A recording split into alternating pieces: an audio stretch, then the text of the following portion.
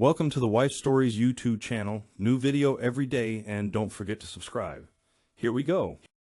I don't have to explain. That's how it starts, with her voice slicing through the early evening silence in our living room. Andrea leans against the kitchen doorway, half hidden in the fading light, her silhouette tense. My name is John Rivers, and until a minute ago, I believed I was an ordinary man living an ordinary life. But everything feels different now. My chest hurts, a raw physical ache that travels up from my gut to the back of my neck, like my muscles are trying to hold me upright, while gravity yanks me down. She stands there, wearing that casual house dress she sometimes changes into after work. Her hair is pinned back, but a few strands fall loose around her shoulders. I notice tiny details, like the smudge of pink lipstick on her coffee cup by the sink, or the faint line of sweat near her collarbone. Things I'd have overlooked in any other moment. Now they seize my attention like a beacon. The only thought running through my head is, why does she smell like cologne that isn't mine? I don't have to explain. She repeats, as though I didn't hear her the first time. A part of me wants to laugh at the absurdity of it. My wife, Andrea, telling me she owes me nothing. After all these years, after the mortgage we share, the bed, the memories. And yet, here she is, her eyes bright with defiance and something else. Maybe guilt, maybe anger, perhaps both. I swallow, trying to loosen the knot in my throat. Andrea. I manage, my voice hoarse.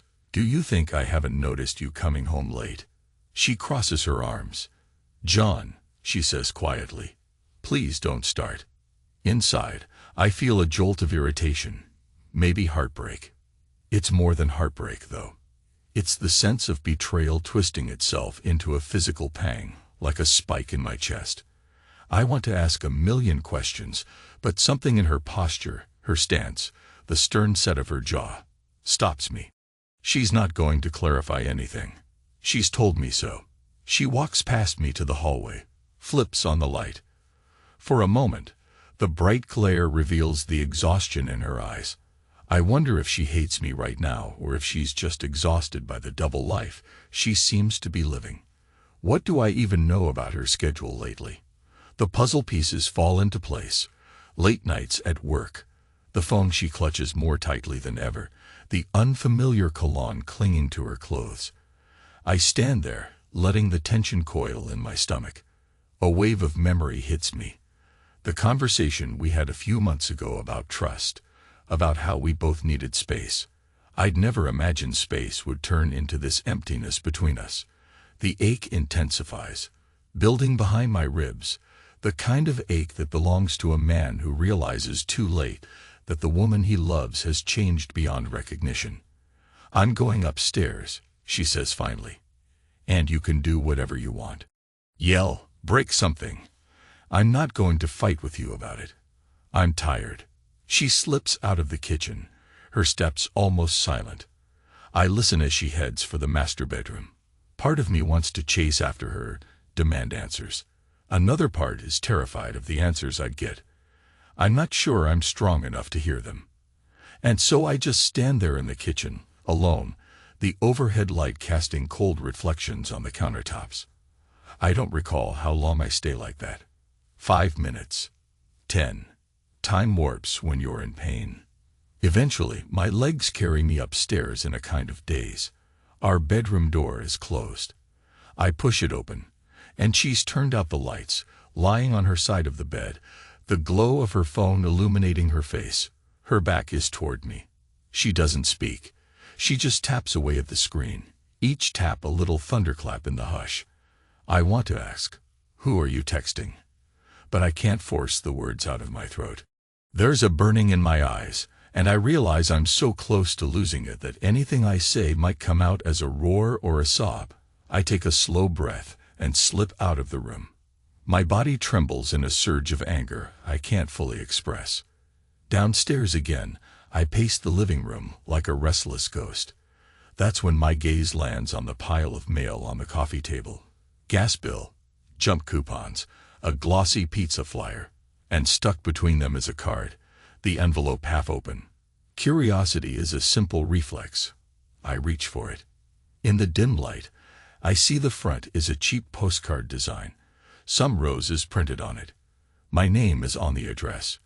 But under my last name, I see Andrea Rivers. Then, below that, the scrawled message, "You set me on fire last night, Jason." For a moment, my mind blanks. My eyes jump to the writing inside. It's short, half smudged, but it says, "I can't forget that night. You're pure fire, Andrea. Jason." The card is so brazen, so direct. Addressed to Andrea at my home, under my last name, like Jason either didn't care or assumed she lived alone. My stomach churns. That same physical ache intensifies, rippling through my muscles. The house is quiet, but inside I'm screaming. I clench the postcard in my fist, nearly crumpling it. For some reason, I don't cry out. My heart is pounding, my thoughts swirling. But there's no cry of rage, no smashing of objects. Instead, I feel a chill settle through me. I've stumbled onto a truth that can't be undone. I look around the living room, the place where Andrea and I used to watch movies, laugh about silly shows, cuddle on the couch. Everything feels tainted now. I don't know how else to describe it. A betrayal thick in the air, suffocating. I want to tear the walls down or burn the entire house. But I don't. I grip the postcard and breathe. Upstairs, she remains silent, probably scrolling through her phone, maybe texting him. I sink onto the sofa, resting my head in my hands. For the first time in a very long time, I feel powerless. Eventually, I push myself up, my lungs tight. I walk to the small closet in the hallway, rummage through a shoebox shoved at the top shelf. Inside are old receipts, some dried lilies from our anniversary years ago, and a bottle of her favorite perfume. Still sealed, unused for months. I set it aside, not sure what I'm looking for. Beneath that, I find old photographs, ticket stubs from concerts we attended. My chest throbs harder. There's a memory in each of these objects, a reminder of who we used to be. A numb realization forms. I want to destroy them all. But maybe not yet. I close the box. I decide to wait, to breathe, to gather my mind. And then, in the suffocating quiet, I wait for dawn. Morning comes wrapped in a dull gray. My body feels stiff, as though I spent the night on a bed of nails. I rummage through the kitchen, ignoring the pang of hunger, and pour myself stale coffee from yesterday's pot. Every swallow tastes bitter. It's Saturday, my usual day off. I should be sleeping in, or maybe out for a run. But everything in me is clenched tight. Andrea hasn't come downstairs yet. I see her keys by the fruit bowl, but not her purse. Maybe she left early, or maybe she's still in bed. I can't be sure. Part of me hopes she's left for good. Another part is furious that I even think that way. For years, I believed that if trouble ever arose in our marriage, we'd talk it out, fix it. Now I'm standing in the wreckage of illusions I clung to. I shuffle through the mail again, see the postcard from Jason. It's crumpled at the corner, the ink smudged where I gripped it too hard. My mind replays that short line. "You set me on fire last night." I close my eyes, swallowing the hurt. My imagination betrays me, conjuring images of them together in some motel bed, his hands on her laughter. Shame rakes across my spine because there's a twisted physical jealousy burning through me. I look at the clock, barely 8:00 a.m. My chest feels tight, like I've swallowed glass shards. Then I hear footsteps on the stairs. Andrea appears in the kitchen doorway, wearing yesterday's clothes. Her hair is disheveled. Her expression, a mix of anger and perhaps something that looks like guilt. Or maybe I'm projecting. She notices the postcard in my hand. We lock eyes. "That's private," she says, voice trembling, but she tries to sound firm.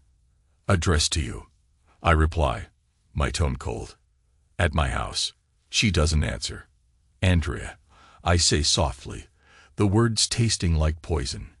"How long?" She tilts her head, a small motion. then glances away. John, I can't. I don't want to talk about it. I can't believe what I'm hearing. My wife, so casual, as though it's a discussion about an unpaid bill. That dull ache in my ribs flares into a bright, slicing pain. I place the postcard on the table in front of her. I found it, I say. And I smell him on you. My voice is low, trembling with rage I'm holding back. At least tell me, did you ever think about what this might do to us? She closes her eyes for a moment, breathes through parted lips. Then she picks up her phone, slides it into her pocket. She has no explanation, no apology. There's just this hush between us, a hush full of hurt. Finally, she speaks. I'm not obligated to give you details, John. It won't fix anything. She runs a hand over her face. It just happened. And I'm not proud, okay? But I can't keep pretending. I feel nauseated. My arms shake. You've been lying to me. She shrugs, blinking fast. Maybe I was lying to myself too. I stare at her, disbelief etched into my face. Then, without warning, she grabs her purse from the living room couch and walks to the front door. I need to get out, she mutters. We'll talk later. I don't stop her. My body feels paralyzed. She leaves me alone with the coffee going cold in my mug, the postcard face up on the table, the unspoken knowledge that my marriage is shattered.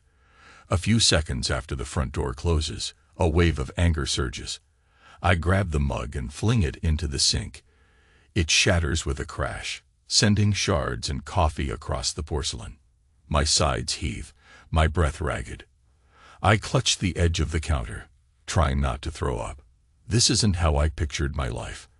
I'm 38, a financial analyst, the sort of man who values stability, logic, and now I'm in the middle of the biggest emotional meltdown I've ever experienced.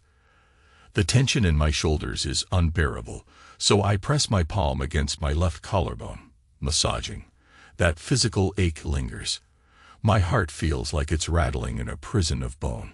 Time crawls, but eventually I force myself to move. I gather the shards of the broken mug, ignoring how one sliver cuts my finger. A bead of blood drips onto the floor. The cut is superficial, but I'm so numb it almost feels good to focus on something else, even if it's pain. I take a garbage bag from under the sink, toss the broken porcelain in. Then I walk to the living room and see the envelopes scattered on the table. Beneath the postcard is a bill for our gas service, a coupon for some local pizza place, and more junk mail. The banality of it strikes me as comical. My life is in ruins, but the world keeps spinning, offering me 2-for-1 pizza deals. My phone buzzes on the coffee table. I see the screen light up with Andrea's name. A text.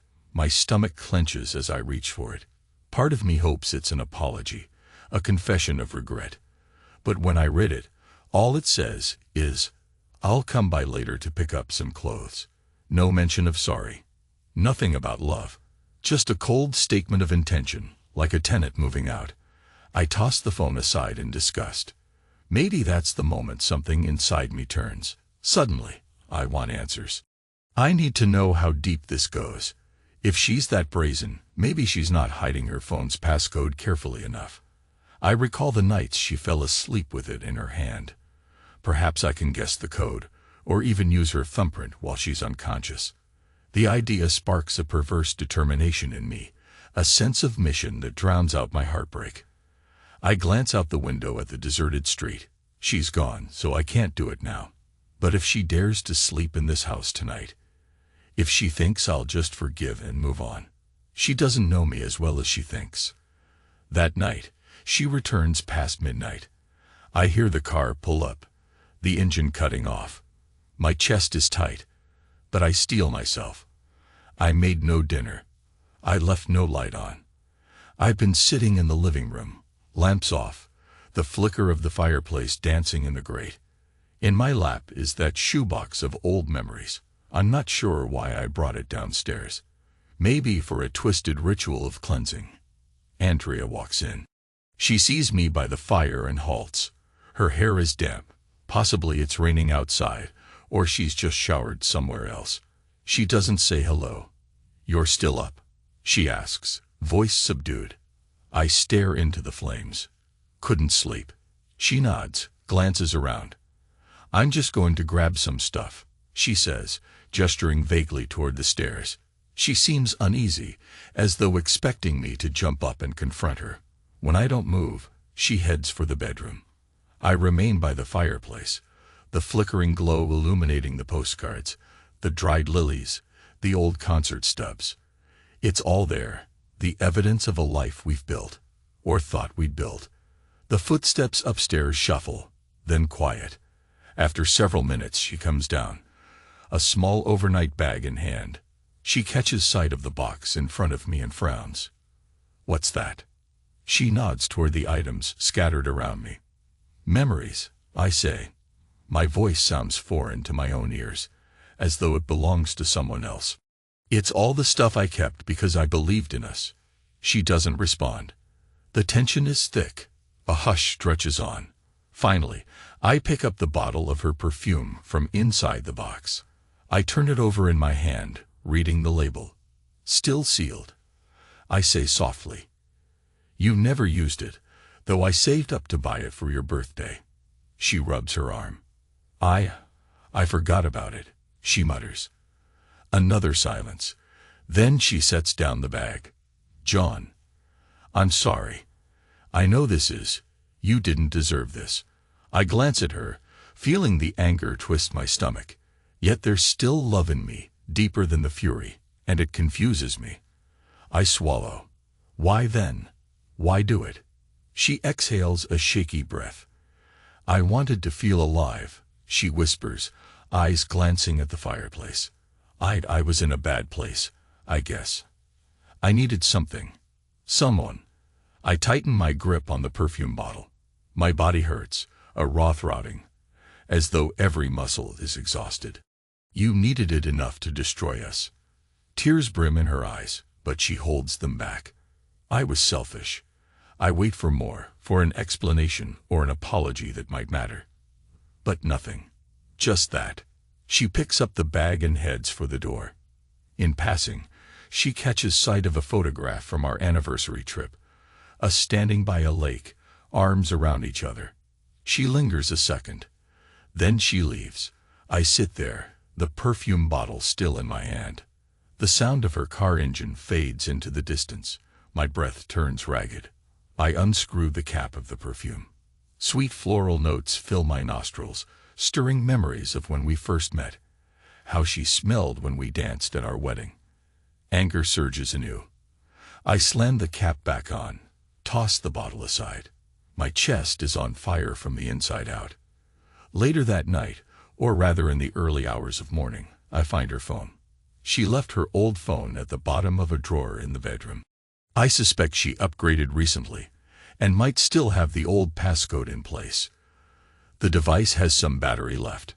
My heart pounds as I enter her birthday. Wrong. Our anniversary date. Wrong. Her brother's birthday. That fails too. Eventually, I try a pattern, the shape of a half-heart she once doodled in a letter. The screen unlocks with a click. My eyes widen. There it is. My hands sweat as I open her chat history, searching for the name Jason. It doesn't take long. The text threads are explicit, unfiltered, time-stamped well before she openly distanced herself from me. The messages paint a picture of her meeting him after gym classes, in his car, in hotels. He calls her Fire. She calls him Jay. There are photos. Nothing too graphic, but enough to unravel me. Her face glowing, her lips parted in a mix of lust and excitement. My wife, half-dressed on some hotel bed. A wave of physical nausea grips me. I break into a cold sweat, my chest tight as if a giant hand is squeezing my ribs. Gasping, I set the phone aside, trying not to vomit. I realize there's more. Another thread, a list of other men's names. My mind reels. 17 different contacts. I see short lines. Great time last night. You have the best smile. When can we meet again? Some messages are sporadic, some intense. I see references to safe sex, to I can't host at home, but maybe at your place. My vision blurs. It's like a punch in the gut. So Jason wasn't the first. He wasn't even the only. My mind flits back to that moment. She came home wearing an unfamiliar perfume, or the time she said she was going to networking events. My body shakes, the pain in my shoulders radiating down my arms. My wife is a serial cheater. My entire world flips upside down. At some point, I realize I'm sitting on the floor, hunched over the phone, tears burning my eyes. I don't remember falling. The heartbreak is unbearable, but beneath it all, there's a cold fury. A desire to do something, anything, to not be the victim in this. I recall how, once, a friend of mine discovered his partner gave him an STD. The memory sends a jolt of panic. Are these men at risk? Am I at risk? With trembling fingers, I open the phone's contact list. I see these men's numbers, their names, some silly nicknames. A sinister idea forms in my mind. If Andrea is so careless, maybe they should know exactly how careless she is. My heart hammers. Is this revenge, or is it merely public service? The anger gnaws at me, overshadowed by a calm logic. If she can do this to me, who knows what else? I begin typing a single text, copying it to each number. Congratulations. You may be exposed to an infection. Check yourself. My wife is a carrier. No emotion, just informing. I review it before pressing send, hands shaking. The message is blunt, a little insane, but it's the truth. She's carried her secrets for too long. Now let them deal with the fallout. I hover over the send button, heart pounding. Then I press it, systematically selecting each contact. One by one, all 17. A sense of power washes over me, or maybe it's numbness. I can't tell the difference anymore. My mind replays a line. I'm not emotional about this. I'm just informing. It's a lie, of course. I'm so emotional it feels like my heart might explode, but this is the only action that seems to give me any control. Once the messages go through, I drop the phone, letting it clatter onto the hardwood floor. I stare at it, expecting it to ring or vibrate with outraged replies. But it doesn't. Silence. Thick, oppressive silence. My ears ring with the echo of my own ragged breathing. After who knows how long, I manage to stand on shaky legs and head back to the living room. I retrieve the shoebox. One by one, I toss each item into the fireplace. Photographs, concert stubs, dried lilies. The flame devours them, smoke curling up the chimney. My eyes sting from the smoke or maybe from tears. My jaw is clenched so tight my teeth hurt. I hold the perfume bottle in my hand, feeling its cool glass. For a moment, I hesitate. Then I hurl it into the fire. The glass explodes with a sharp pop, the flame flaring high with the sudden ignition of alcohol and chemicals. It's a violent bloom of orange and blue. I back up, shielding my face from the heat, heartbeat thudding in my temples. Finally, I open a window to let the smoke drift out. The fire dies down. My living room smells of scorched flowers and burnt paper. I wish it could be that simple to burn away all the memories. But it's never that simple, is it? Exhaustion sets in, a bone-deep fatigue. I collapse onto the couch, arms limp at my sides. Outside, dawn is creeping in, a faint glow behind the trees. I close my eyes, head throbbing, body weighted with sorrow. I think about the text messages I just sent. What if they respond? Do I even care? My phone is in my pocket, silent. I can't bring myself to check it. I fall into a restless sleep, haunted by images of her face, Jason's grin, and the swirl of flames. When I wake, the day is bright. My phone has a few missed notifications, but I ignore them. I shuffle to the kitchen, ignoring the stench of burnt perfume that lingers. There's no appetite in me, just a hollow pit where my stomach should be. My gaze flickers around, and for a crazy moment, I wonder if I dreamed it all. but the fireplace's scorched remains confirm otherwise. I make coffee, letting the sound of the machine fill the silence. My phone buzzes again. I check it. Messages from unknown numbers, likely those men. Most are curses, half are threats. One says, "Who the hell are you?" Another says, "Dude, what is your problem?" I skim them all with a grim detachment. None of them apologize or express shock about Andrea's lies. They're just angry. I block each number. A petty sense of satisfaction flickers in my chest. Shortly after, Andrea walks in. She's wearing new clothes, holding a couple more empty bags. "I'm here for the rest," she says quietly, as though we're strangers. I lean against the counter, arms folded. "You're leaving?" I ask. She hesitates. "I think it's best," she says, not meeting my eye.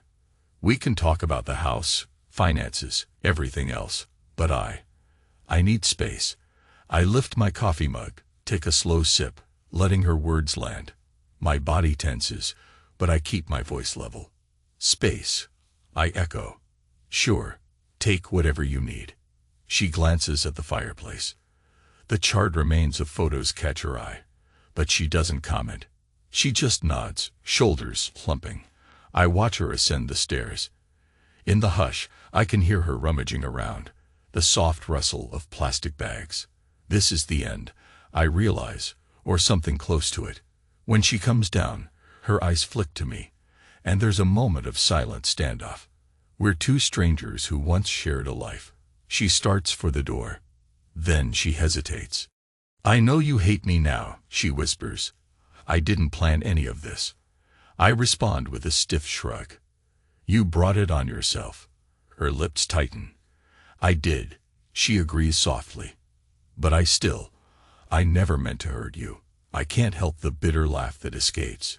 "And yet you did. Over and over." She flinches, then turns away, stepping out into the bright morning.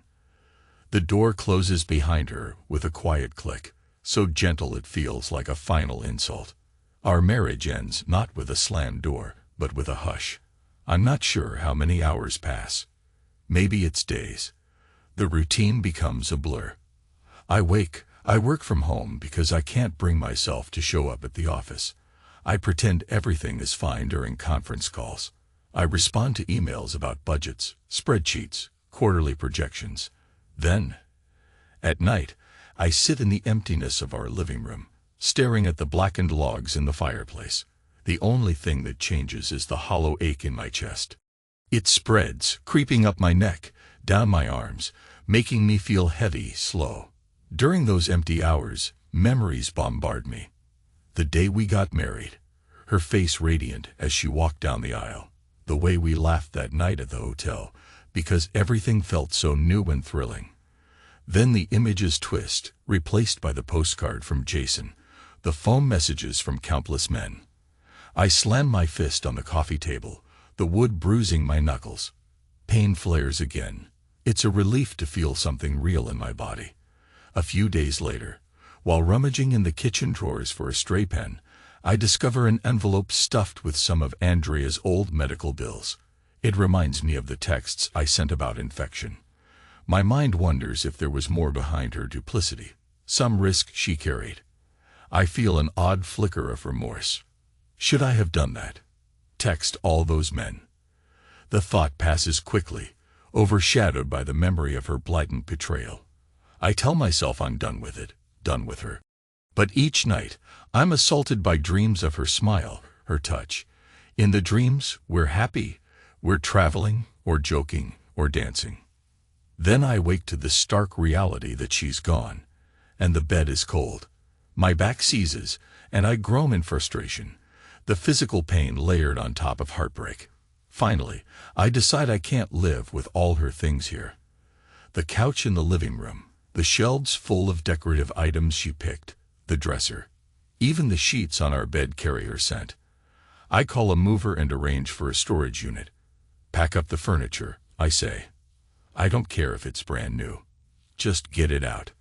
When they arrive, two men in blue uniforms, they glance around the house, somewhat surprised at the job. "You're moving out, sir," One asks. I shake my head. No, just clearing space. They look uncertain, but they do the work. Hours later, the living room is stripped bare except for a single armchair, the coffee table, and the fireplace tools. I walk through each room, feeling a profound emptiness that borders on relief. The couch where she and Jason might have laughed, or kissed, or worse, that couch is gone. I sit in the armchair, the only piece of furniture left in the living room. The men close the truck outside. I pay them in cash, not wanting to keep a record of this madness. One of them hesitates at the door, curiosity in his eyes. But he says nothing. A quiet nod, and they leave. Now, the house echoes. With no furniture to muffle sound, every step reverberates. I look at the dusty imprint on the floor where the couch used to be. Perhaps that's what I want. Emptiness. Silence that can't lie to me. My phone buzzes. I glance at it, half expecting another unknown number, or worse, Andrea. But it's a text from my coworker, Brad, asking if I'm okay. He hasn't seen me at the office in days. I power off the phone. I'm not ready to face anyone. The next day, I'm forced to call in. Tell my boss I need more time off for personal reasons. He's understanding, but I can sense the tension in his tone. Work is piling up. Eventually, I'll have to confront real life. Just not yet. One evening, nearly a week after Andrea took her last bag, I stand in the silent living room, gazing out the window at the flicker of streetlights. A single question circles in my mind. Do I still love her? The answer is yes, somehow. Despite everything, a part of me can't let go of the warmth we shared before all this. But another part of me is so enraged I could tear the walls down with my bare hands. I decide to gather anything that might remind me of her physically. Her lotions, hair products, half-used lipsticks left in the bathroom drawer. All of it goes into a garbage bag. Then I hesitate by the closet. I see the box of old letters from my parents, from friends, random keepsakes. That's mine. But there's also a battered photo album. My hand hovers over it. Inside there are pictures of me and Andrea from our early days of dating. At the beach, cuddled under a blanket. She's smiling, her hair caught by the wind. I was so happy, so hopeful. I slam the album shut. I won't burn it right now. I can't, for some reason. But I also can't look at it. Instead, I stuff it in the top of the closet, out of sight, out of reach. I realize that maybe, with time, I'll throw it away. Or maybe I'll keep it as a reminder of what once was. Right now, I can't decide. My breathing is too uneven, my pulse galloping. The days roll by in monotony. Every morning, I wake to the hush of an empty house. I open the window, let fresh air in. I try to run a few blocks to ease the tension in my chest, but my legs feel like lead. Sometimes, I break out in a sweat, the memory of Andrea's betrayal hitting me like a fresh wound. I avoid phone calls from friends. I can't stomach their sympathy or their pity. My shoulders ache from constant tension, the muscles wound tight and refusing to let go. I catch myself pacing at night, an impulse to do something destructive. Then I remember the texts, the calls. I remember the men, their furious responses. I wonder if Andrea knows about those messages. Strangely, she never confronted me about it. Maybe she's too ashamed. Maybe she's with Jason and doesn't care about the fallout. I don't know. I push the thoughts away, focusing instead on surviving each day. Eventually, a letter arrives from the county clerk, some property tax notice. I see her name next to mine, reminding me that legally we're still married. I set it aside. The ring on my finger feels like a joke, but I don't remove it. Not yet. A few evenings later, I hear her car in the driveway again. My stomach knots. The only reason she'd come here is to finalize something or pick up another stray item. I brace myself, standing near the front door. When she comes in, her eyes flick over the stripped bare living room. She looks startled. You cleared out everything?" she asks in a hushed tone. I nod stiffly. Had to. She sets her keys on the windowsill, glancing around. Where are you sleeping? In the spare bedroom upstairs. I moved my stuff.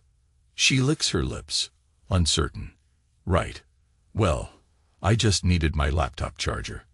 I left it in the hall closet, I think. She moves toward the closet, rummaging for the charger. I watch her, trying not to let my anger rise. She finds the charger, stands up, then notices the partial open door to the bedroom. I sense her curiosity. She steps that way, maybe to see how empty the place has become.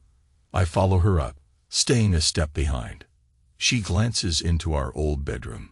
It's practically barren, just the walls and the bed frame. The mattress is leaning against the wall, stripped of sheets. The closet is wide open, revealing empty hangers. She inhales sharply, a trembling breath. This feels so final, she whispers. It is final. I answer, my voice low, the old pain flickering in my chest. She sets the charger on the dresser, which is also empty. Then she turns to me, eyes full of something between regret and shock. You were serious about clearing me out of your life. A bitter laugh escapes my throat. What did you expect, Andrea? That I'd keep your furniture and your smell around as a shrine? I can't do that. Her mouth forms a thin line. She nods, pressing her lips together. Then her phone buzzes in her jacket pocket. She glances at the screen, expression tightening. It's probably Jason, or one of the other men. The old fury wells up in me again, but I shove it down. She can sense my tension, I'm sure. I'm going, she says, tucking the charger under her arm. I won't come back unless I let you know first, okay? I stand there, unmoving. Fine.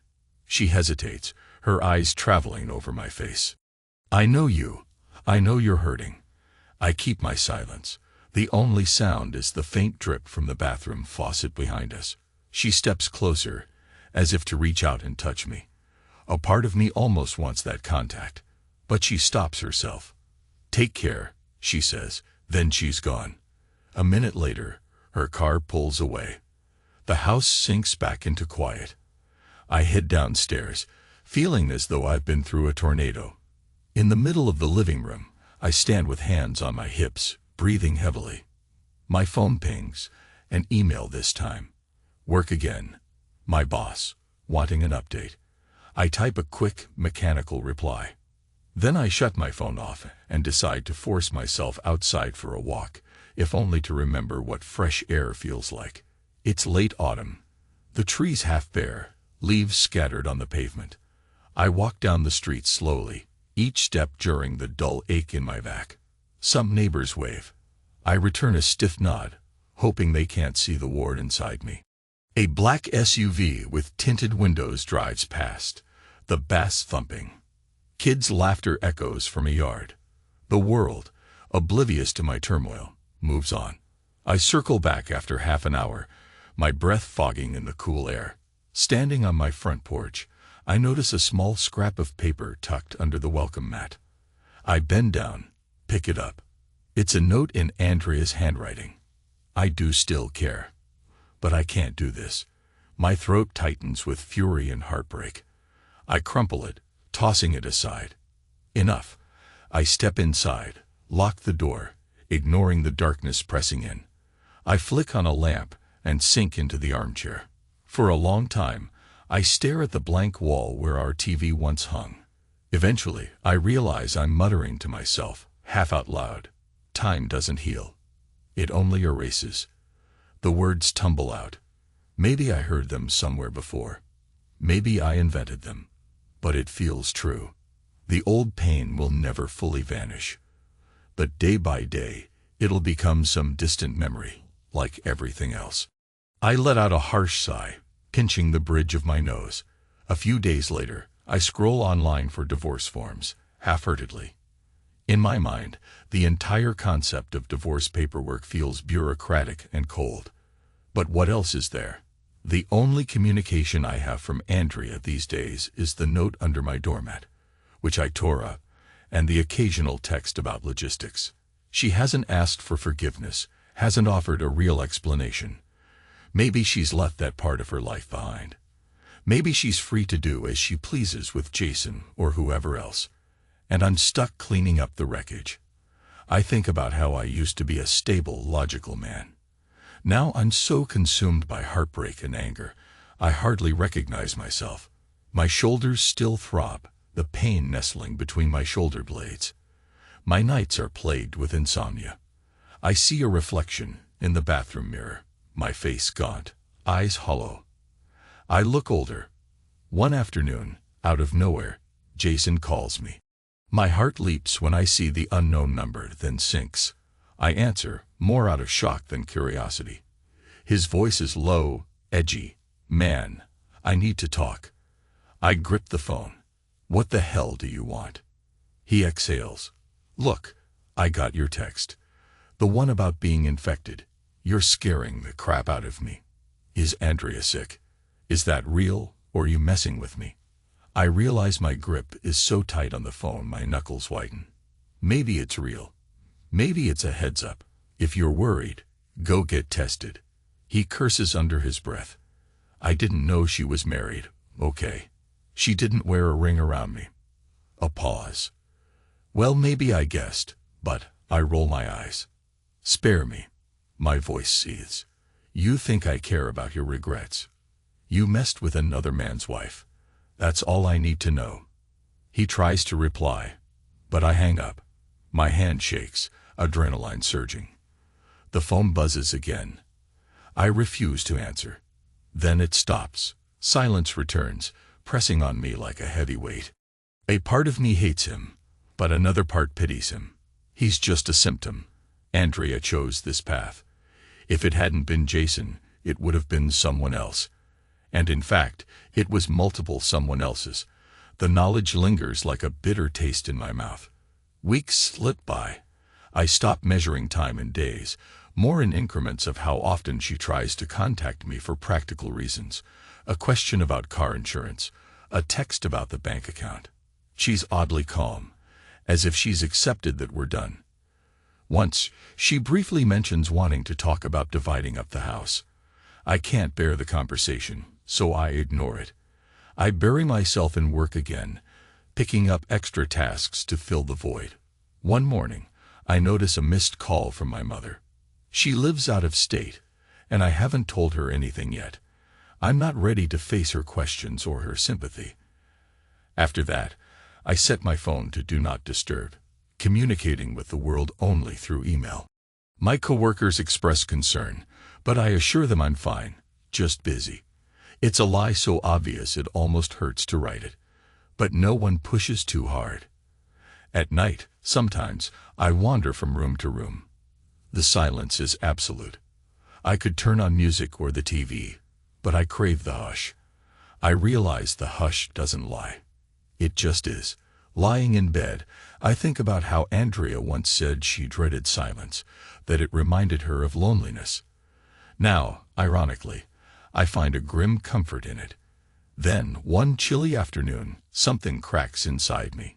Maybe it's the memory of a Christmas we spent together, or a random chord struck by a song on the radio. I don't recall the trigger, but I stand in the middle of the empty living room, shoulders trembling, and begin to sob. My breath comes in ragged gulps, tears streaming down my face. My muscles tense so hard my back seizes, and I crumble to my knees. The raw, physical ache in my body merges with the emotional storm. For a while, I can't stop. When it finally subsides, I lie curled on the floor, my chest burning. I wonder if I should call someone. But who? A friend from work? My mother? Some hotline? Instead, I force myself to breathe, pressing my hands to the hardwood, waiting for the grief to pass. The darkness outside deepens. My tears dry. I pull myself up, feeling wrung out, empty. I turn to the fireplace. The last remnants of ashes from the objects I burned are still there, gray and silent.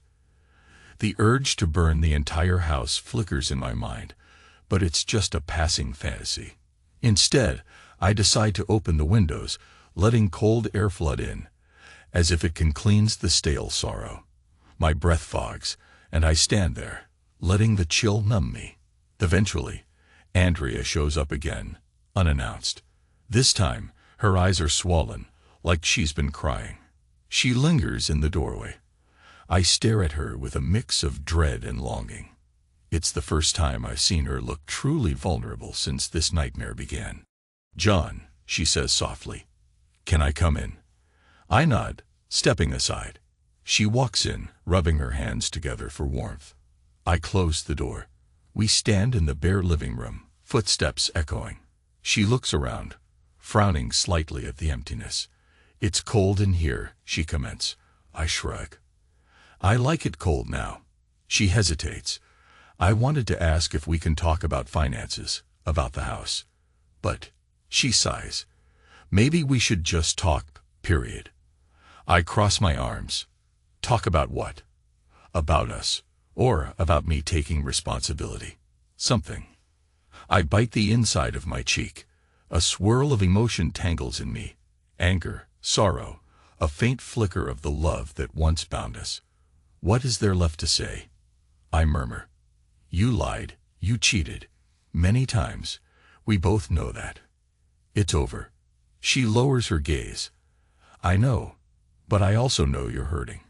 A bitter chuckle escapes me. "You think, because I don't see you wearing any heartbreak on your sleeve." She flinches. Tears gather at the corners of her eyes.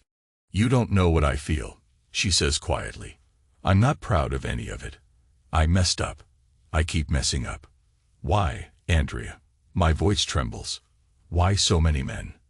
Was I not enough? Did you hate me that much?" She looks genuinely pained. "I never hated you. It started with one. Then I felt trapped, guilty, so I ran from the guilt into more mistakes. It spiraled. I just needed to fill some void. It doesn't excuse anything." My jaw tightens.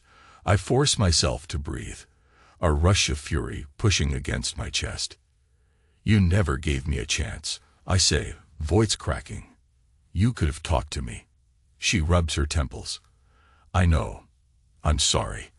I was so lost, and I thought you wouldn't understand." A tense silence stretches. Then she steps closer. "John, if you want me out of your life, I'll go. But I need you to know I still care about you. It might not matter now, but it's the truth." A laugh escapes, bitter and hollow. "Care? You call this caring?" She closes her eyes. One tear slips down her cheek. "I'm sorry," she whispers. We stand there, quiet.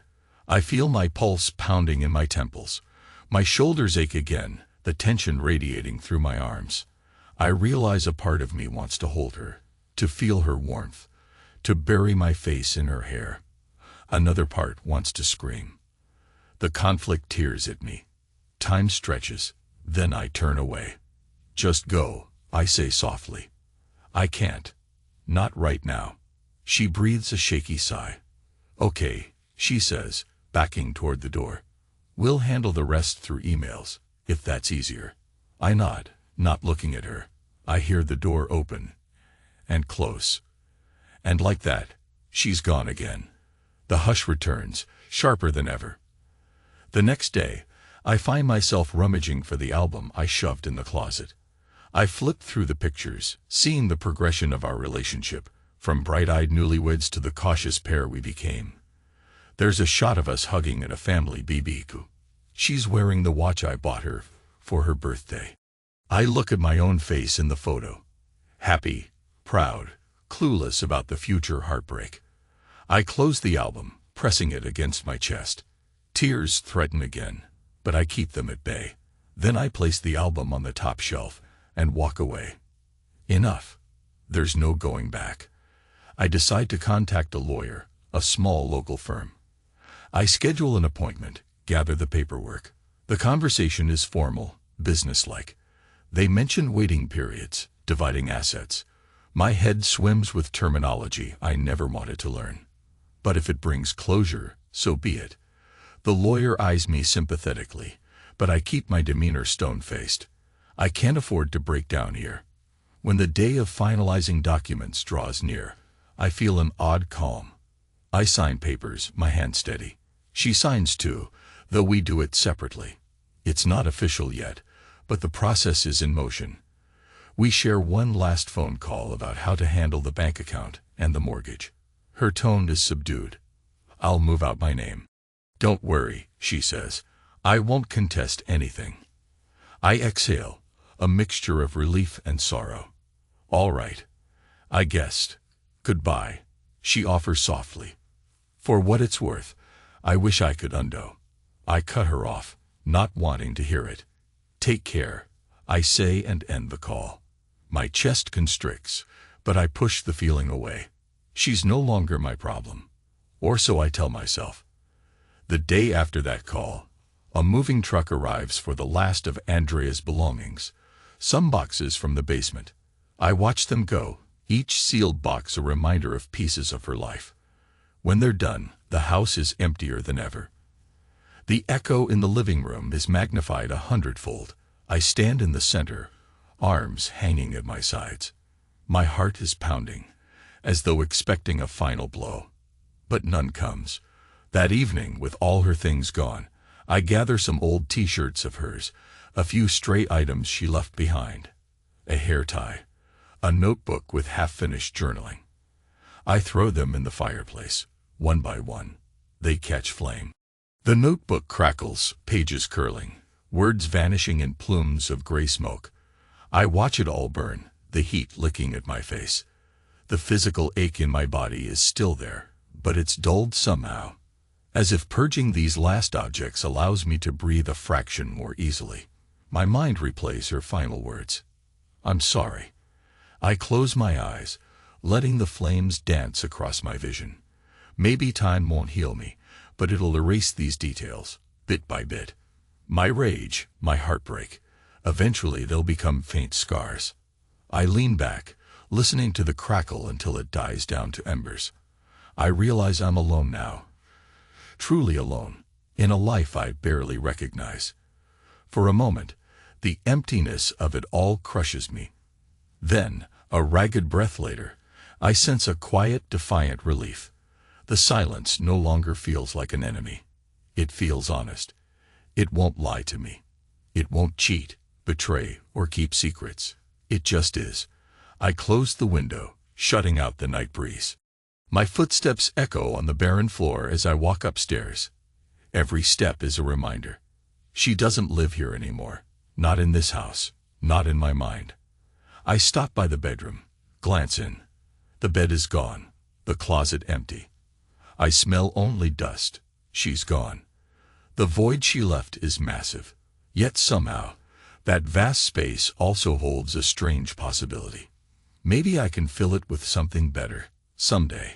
A small flicker of hope, overshadowed by the raw pain.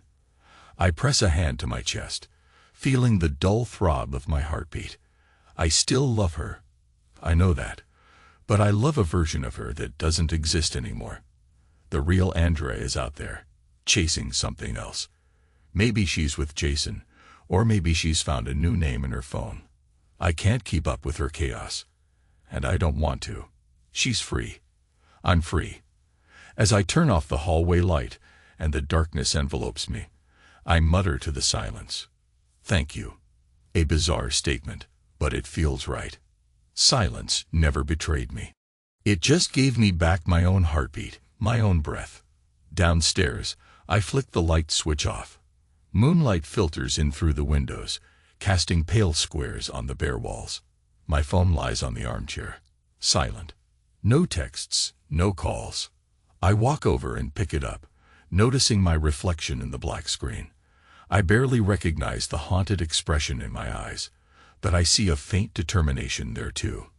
I slip the phone into my pocket and move to the front door. Opening it, I step onto the porch. The cool night air brushes my face. Stars glimmer overhead, indifferent to my grief. I exhale, letting the tension drain from my shoulders. In this hush, my body finally relaxes a fraction, the sharp ache diminishing to a dull thrum. I've lost everything I thought was stable, everything I believed in. Part of me is destroyed. Another part has awakened. Time won't heal the wound, but maybe it'll erase the edges until the memory grows bearable. That's enough for now. I remain there for a while, breathing in the stillness, letting the quiet wrap around me. Eventually, I realize it's late, and I head back inside. I lock the door. Tomorrow, I'll wake up, and the day will start again. I'll face it alone, but at least I won't be living in a lie. And that I can live with. Silence doesn't lie.